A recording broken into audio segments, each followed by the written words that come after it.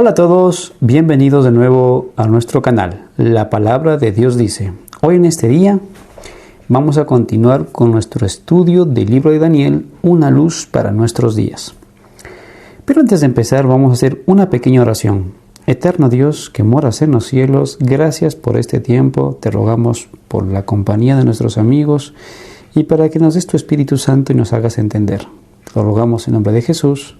Amén.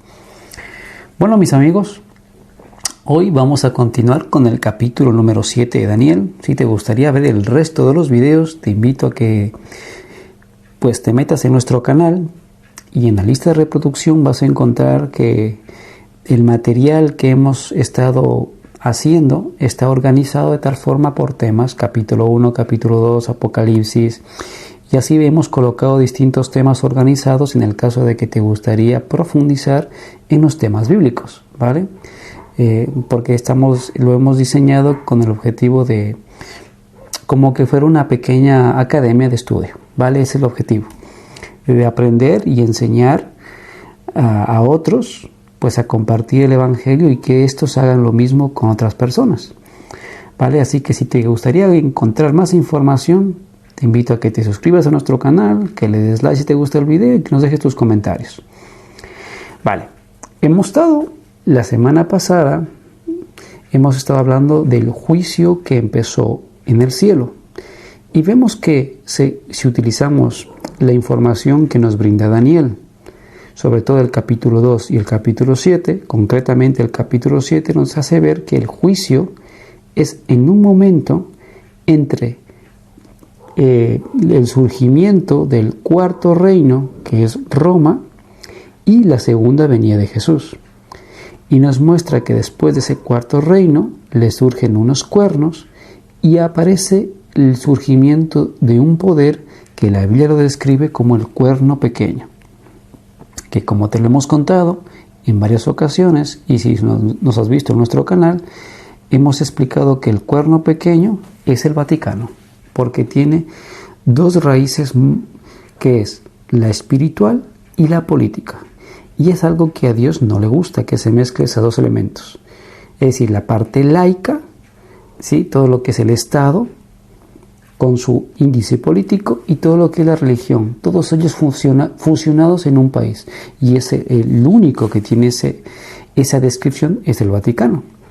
A lo cual Jesús dijo claramente que esa separación tiene que existir, no debe estar junto, debe existir una separación entre el poder del Estado y la parte religiosa. De hecho, Jesús utilizó este término, dar al César lo que es del César y dar a Dios lo que es de Dios. O sea, no puede estar fusionado.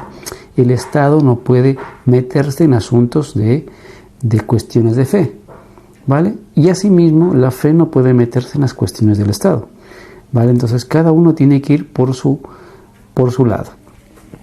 Ok, ahora, cuando vemos la información que nos brindó el libro de Apocalipsis mostrándonos una escena que está en el cielo, y hemos utilizado el tema del santuario, y por eso te hemos hablado de este lugar que nos describe el libro de Hebreos, porque esta parte de acá, la siguiente, es la parte que hizo Jesús en la tierra, el atrio. Pero lo que nos describe Apocalipsis como Daniel es el lugar del santuario, la parte del lugar santo y santísimo, donde nos muestra a través del santuario y utilizando los símbolos que el lugar santo es el lugar donde Dios habita y tiene su trono establecido. Y es ese lugar donde el anciano de días camina hacia el lugar santísimo, porque es el día de la expiación, el día de ajustar cuentas, el día del juicio, ¿vale? Y ese momento se hace entre el surgimiento del cuerno pequeño y la venida de Jesús. Es decir, que antes que venga Jesús ya habrá hecho cuenta con cada uno de nosotros, y a Él no le hace falta que estemos presentes. ¿Por qué? Porque tiene elementos para poder pesarnos. Daniel 7:11. Ahora va a cambiar la escena, porque si yo te invito a ver los demás videos y vas a entender. Yo entonces, dice, miraba a causa del sonido de las grandes palabras que hablaba el cuerno, miraba hasta que mataron a la bestia y su cuerpo fue destrozado y entregado para ser quemado en el fuego. ¿vale? Entonces vemos lo que recibirá este último poder. Dice que escuchó el sonido del cuerno, es decir, sus grandes cosas, que en Apocalipsis nos habla de unas blasfemias, nos habla de que se la va a matar, se la va a destruir, y lo siguiente, que su cuerpo va a ser destrozado y quemado en el fuego. Así es lo que nos está diciendo Daniel 7:11. Entonces es lo que estamos utilizando, simplemente es desglosarlo para que te sea más sencillo entenderlo. Es decir, que ese último poder recibirá su paga. Ahora, si vamos haciendo una comparativa de los reinos, ¿qué pasó con cada uno de ellos? Por ejemplo, tenemos Babilonia, Medo-Persia, Grecia, Roma. Ahora, por ejemplo, ¿qué recibe Babilonia? Recibe un corazón de hombre, por eso está la figura de Nabucodonosor. ¿Qué recibe Medo-Persia? Se le da permiso para que consuma mucha carne. ¿Qué se le da a Grecia? El dominio. ¿Y Roma qué es? Muy diferente. ¿Por qué? Porque le va a surgir un cuerno pequeño. ¿Qué metal se utiliza según Daniel 2? Oro, plata, bronce y hierro para distinguir a cada uno, ¿no? ¿Y qué tiene cada uno después al final? Pues Babilonia se le quitó el dominio, y eso lo vemos pues escrito cuando leemos el capítulo de Daniel. A Medo-Persia también se le quita el dominio, a Grecia se le quita el dominio, y Roma, con el surgimiento del cuerno pequeño, tiene un triste final. ¿Vale? ¿Por qué? Porque ese es el poder que utiliza Satanás para destruir a la humanidad. ¿Vale? Ahora, dice Daniel 7:12, habían también quitado a las otras bestias su dominio, pero les había sido prolongado la vida hasta cierto tiempo. Y eso es lo que surgió. Cada uno tenía un cierto tiempo. El león cayó, se levantó el oso, cayó, el leopardo se levantó, cayó, en este caso el dragón se levantó, pero el cuerno pequeño fue el último escollo, y cada uno tuvo su periodo, ¿vale? Y como hablamos del último tiempo, este último tiempo del cuerno pequeño coincide con el último tiempo de la estatua de Nabucodonosor, los pies, porque a partir de ahí no hay más. Es decir, que lo que vemos estamos viviendo en el último tiempo, porque Babilonia ya pasó, Medo-Persia ya pasó, Grecia ya pasó, Roma ya pasó. Entonces vivimos en el último tiempo, ¿vale? Por eso es que entendemos que vivimos en el tiempo del fin.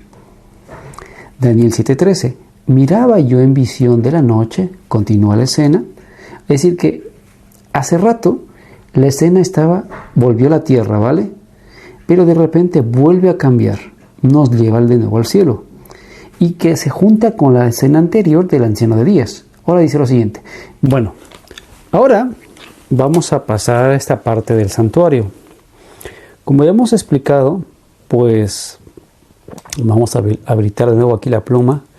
Jesús aparece en escena, pero ya habíamos visto antes que el Padre Celestial pasó a este lugar, y luego vemos que el Hijo del Hombre se está acercando, porque eso es lo que nos está mostrando esto. 7:13, ¿no? Miraba yo en visión de la noche, y aquí con las nubes del cielo venía uno como un hijo de hombre que vino, ya dice la palabra claramente, hacia el anciano de días. Entonces, si vamos utilizando la secuencia, utilizando el santuario, pues el anciano de días ya entró al lugar santísimo para empezar el juicio, y el que viene después es Jesús, ¿vale? Entonces ya tenemos a ese hijo de hombre, que si tú buscas por la concordancia, el hijo del hombre en el Evangelio es Cristo. Ok, ahora, como ya están todos dentro del lugar santísimo, va a empezar el día de la expiación del santuario, que es el día del juicio, y se hace en el periodo de entre el surgimiento del cuerno pequeño y la segunda venida. Entonces, en algún momento de la historia sucede ese detalle. Ahora, en ese juicio que vamos a ver, hay varios elementos que quiero que tú tomes en cuenta. El primero, hay un juez, Daniel 7:10. Un río de fuego procedía y salía delante de él. Millares y millares le servían, y millones asistían delante de él. Añade, el juez se sentó y los libros fueron abiertos. Entonces, si vamos aquí, ya tenemos al juez. Luego tenemos un jurado, que son los 24 ancianos, como lo dice el libro de Apocalipsis, o como aparece en el libro de Job. Un día vinieron a presentarse delante de Jehová los hijos de Dios, entre los cuales vino también Satanás. Entonces, si utilizamos esos dos textos, nos damos cuenta que se está refiriendo ¿a quién? A estos ángeles que la Biblia los llama los 24 ancianos, que son los representantes de los mundos no caídos, porque hay más vida fuera de este planeta. Los testigos, los ángeles, Mateo 18:10. Mirad que no menospreciéis a uno de estos pequeños, porque os digo que sus ángeles en los cielos ven siempre el rostro de mi Padre que está en los cielos. Entonces tenemos como testigos a ángeles, ¿vale? Que son los que testifican, porque ellos son los que han apuntado. Y tenemos un abogado, que es el que entró en escena, como dice en 1 de Juan 2:1, hijitos míos, estas cosas escribo para que no pequéis, y si alguno hubiera pecado, abogado tenemos para con el Padre, a Jesucristo el justo. Las pruebas, Apocalipsis 20:12. Aunque aquí está en el contexto de la tercera venida, ¿vale? Nos dice lo siguiente, este libro. Vi a los muertos grandes y pequeños de pie ante Dios, y los libros fueron abiertos. ¿Y esos libros cuáles son? Los libros de las acciones buenas y malas. Y otro libro fue abierto, el cual es el libro de la vida, es decir, donde están apuntados todos aquellos que dicen amar a Jesús. Y fueron juzgados los muertos por las cosas que estaban escritas en los libros según sus obras. Entonces aquí tenemos todo el panorama judicial. Bueno, obviamente tenemos un acusador que nos dice Apocalipsis 12 que es Satanás, ¿vale? Pero lo importante es que el juicio se hace sin seres humanos. Es el cielo quien evalúa a los humanos. ¿Y por qué? Porque en ese lugar nadie ha pecado. Entonces ellos son los que moralmente pueden evaluar a seres humanos que son imperfectos. Vale, ahora, con respecto al juicio, hay dos elementos que tenemos que tomar en cuenta. Mira, por ejemplo, aquí tenemos un ejemplo de la balanza. ¿Vale? Entonces tenemos aquí al hombre en esta balanza, y en esa balanza que estamos observando, donde está aquí el hombre, tenemos la ley de Dios, porque la norma de justicia siempre fue la ley de Dios, ¿vale? De hecho, pecado significa transgresión de la ley de Dios, ¿ok? Esa ley de Dios que está dividida en dos tablas, que son los 4 mandamientos, que incluye el sábado, en ningún momento se excluye el sábado, ¿vale? De hecho, cuando tú ves videos de cuando le empiezan a buscar un pecador, le pregunta, ¿has pecado? Sí. ¿Y por qué has pecado? Porque has transgredido la ley. En ningún momento se utiliza, bueno, has pecado la ley sin incluir el sábado. El sábado está dentro de esa tabla. Y no hay ningún versículo que diga que Dios lo eliminó. Entonces, esa ley en la que debes incluir el sábado es la que se utiliza para pesar al hombre. Daniel 5:27. Pesado has sido en balanza y fuiste hallado falto. O sea, las obras de Belsasar, cuando las pusieron al lado de la ley, quedó falto. La ley pesa más que él. Pero yo les digo que en el día del juicio todos tendrán que dar cuenta de toda palabra ociosa que hayan pronunciado. O sea, es decir, lo que esté en los libros está apuntado. Otra dice, Romanos 2:12, todos los que han pecado sin conocer la ley también perecerán sin la ley. Y todos los que han pecado conociendo la ley, por la ley serán juzgados. ¿Vale? Ahora, los que no conocieron la ley porque nadie se les enseñó, tienen la ley en su corazón. Porque en todo este planeta, durante las épocas, matar ha sido malo, robar ha sido malo. Los seres humanos saben lo que está mal. Porque el Espíritu Santo ha hablado a sus corazones, aunque ellos no conocieron a Jesús. Es decir, que en el juicio, cuando toque el juicio, todos seremos pesados en balanza. Claro, cuando el juicio se hace sin que tú estés sin Jesús, pues la balanza se inclina hacia un lado, porque la ley pues pesa, y esa ley dice que estás en falta, como en este caso de Belsasar, pesado has sido en balanza y fuiste hallado falto. Es decir, te faltó peso. Pero esto es sin Cristo. Y todos tendremos que dar cuenta, dice. Ese concepto de salvo una vez, salvo para siempre, es erróneo. Porque después de la salvación, que es por la gracia, viene el periodo de la santificación. Y en la santificación aparece el hombre poniéndose en armonía con la ley. El problema es que la mayoría de los cristianos, que yo por lo general escucho, le echan la culpa a la ley, pero el problema es el pecado, no la ley. Lo que hay que buscar es cómo obedezco la ley, y ese sistema es a través de la gracia de Cristo. Entonces, cuando la gracia de Cristo me alcanza, es la gracia de Cristo que me capacita para obedecer la ley. Y la amo, como dice Juan 14:15. Jesús dijo claramente: si tú me amas, guarda los mandamientos. ¿Cuáles? Los que aparecen en Éxodo 20. Y si entendemos que Jesús es Dios, esa ley que fue promulgada en el Sinaí fue dada por Jesús. Porque si Jesús es Dios, como dice el Evangelio en el versículo 1, en el principio era el verbo era con Dios y el verbo es Dios, significa que esa ley la dio Él. Y el Espíritu Santo la escribió. Y la escribe en nuestros corazones. Por eso es que muchas cosas nos detenemos. Pero estamos obedeciendo una ley que le falta algo. Pero igual somos culpables, no porque no lo conozcamos, sino porque, bueno, a lo mejor si no lo conoces ya te estoy explicando, pero si lo conoces, es como se llama, es por prevaricación. O sea, a sabiendas de que sabes que esto está ahí, tú pasas del tema. Ahora, la otra forma de pasar ese juicio en el cielo es si y en la balanza está Cristo contigo, porque cuando Cristo se sube en la balanza, eso se equipara. Por eso dice Hebreos 4:16, acerquémonos pues confiadamente al trono de la gracia que está en el cielo, para alcanzar misericordia y hallar gracia para el oportuno socorro. Juan 6:37 dice, todo lo que el Padre me da, vendrá a mí, y al que a mí viene, no le echo fuera.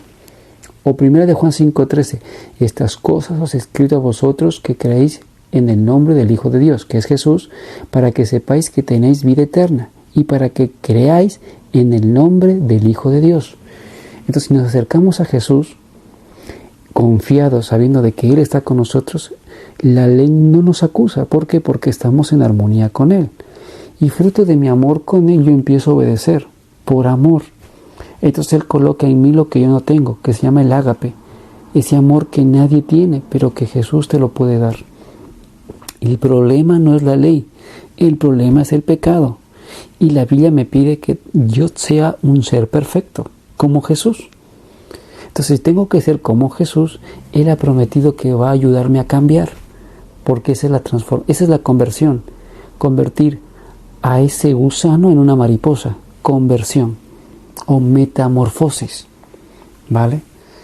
Entonces, eso es lo que necesitamos. Entonces, si nosotros estamos confiados, ese juicio lo pasaremos sin problema, ¿vale? ¿Y por qué es importante que hay libros? ¿Por qué? Porque los seres del universo van a ver que a pesar de las faltas, a pesar de las obras, van a ver el motivo por cual se hizo, porque el libro está registrando si la obra fue por mero teatro o fue real. Es Jesús que muestra al universo que si somos válidos o no. Es Jesús quien nos presenta como sus hijos ante el universo y ante el Padre, y son sus manos con sus señales en sus manos y en sus en el costado, que las tuvo en la cruz, las que nos va a ayudar a pasar el juicio. Y son ellos que ven cómo si somos aptos. Por eso en la promesa de Juan 14 dice, no se turbe vuestro corazón, creed en Dios, creed también en mí, en la casa de mi Padre muchas moradas hay. Y si no fuera así, os hubiera dicho, añade esta frase, voy pues a preparar lugar. Y cuando dice ese preparar lugar tiene que ver con esto. El universo quiere saber si tú estás convertido. Y no simplemente de cara al público, sino en el corazón. Donde ni tu pastor, ni tu mujer, ni tu marido, ni tus hijos saben. Solo Dios sabe lo que hay en tu corazón.